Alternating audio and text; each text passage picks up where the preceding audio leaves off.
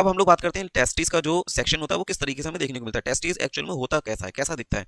तो हम लोगों ने लॉन्गिट्यूडिनल सेक्शन ऑफ टेस्टिस हमने देखा। अब आप अगर इसके स्ट्रक्चर को देखते हो तो कुछ इस तरीके से आपको इसका स्ट्रक्चर देखने को मिलता है। जैसे ये आपको कुछ ऐसा करके स्ट्रक्चर देखने को मिलेगा, ये कंप्लीट आपके पास में स्ट्रक्चर है। ये बीच बीच में आपको लोब्स देखने को मिल रहे हैं। ये जो लोब्स होते हैं इसको बोलते हैं हम लोग टेस्टिकुलर लोब्स। और ये कितने होते हैं, ये आपका क्वेश्चन बनता है, कितने होते हैं, ये 250 होते हैं इन ईच टेस्टिस। एक टेस्टिस में कितने होंगे, एक टेस्टिस में कितने होंगे भाई, तो आपका आंसर जाएगा एक टेस्टिस के अंदर हमारे पास में 250 टेस्टिकुलर लोब्स देखने को मिलते हैं।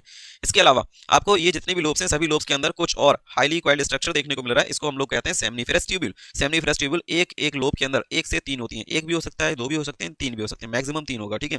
तो 1 2 3 इन ईच टेस्टिकुलर लोब्यूल, हर एक टेस्टिकुलर लोब्यूल के अंदर, टेस्टिकुलर लोब के अंदर आपको ये देखने को मिलेगा एक से तीन सेमनीफेरस ट्यूब्यूल्स।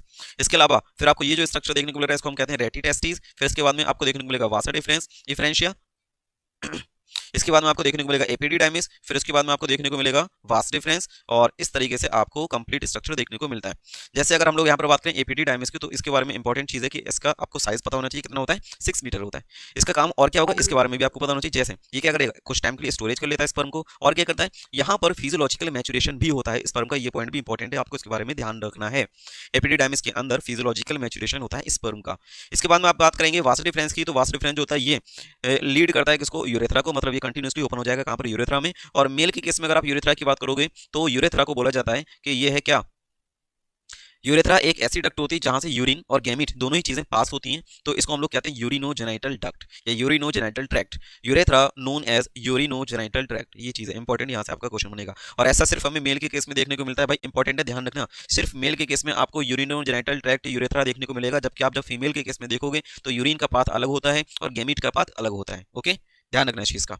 आगे देखते हैं हम लोग, नोट पॉइंट करके ध्यान रखना है। नोट पॉइंट करके हमारे पास में आता है testis occurs outside abdominal cavity. Testis हमें कहां पर देखने को मिलते हैं, आउटसाइड एब्डोमिनल कैविटी। अभी हम लोगों ने ये पॉइंट पढ़ लिया। अब यहाँ पर लिखवाया क्यों है दोबारा से नोट पॉइंट करके, क्योंकि ऐसा क्यों होता है कि ये जो टेस्टिस होते हैं एब्डोमिनल कैविटी के बाहर होते हैं, एब्डोमिन के अंदर क्यों नहीं होते, तो इसका रीजन है। रीजन क्या है, ये स्पर्मेटोजेनेसिस की प्रोसेस में रोल प्ले करते हैं। अभी हमने देखा टेस्टोस्टेरोन रिलीज करता है, टेस्टोस्टेरोन का काम होता है स्पर्मेटोजेनेसिस को कंप्लीट करना। तो स्पर्मेटोजेनेसिस जो प्रोसेस होती है वो हमारे बॉडी का टेम्परेचर 37 डिग्री सेल्सियस होता है, इससे 2 से 3 डिग्री सेल्सियस कम पर स्पर्मेटोजेनेसिस प्रोसेस हो पाएगी, अदरवाइज नहीं हो सकती। मतलब कितने टेम्परेचर पर हो सकती है, 34 डिग्री सेल्सियस पर ये कंप्लीट होगी, 37 डिग्री सेल्सियस पर पॉसिबल नहीं है। रीजन आपको पता होना चाहिए, बहुत ही इंपॉर्टेंट है। तो इस तरीके से आपके पास में इसका रीजन पता चलेगा कि हमारे पास में जो टेस्टिस होते हैं वो एब्डोमिनल कैविटी के बाहर क्यों होते हैं, स्क्रोटम के अंदर क्यों होते हैं। तो उसका रीजन है टेस्टोस्टेरोन जो होगा वो स्पर्मेटोजेनेसिस की प्रोसेस करता है, और स्पर्मेटोजेनेसिस जो होता है वो 2 से 3 डिग्री सेल्सियस हमारे बॉडी के टेम्परेचर से कम पर परफॉर्म होता है।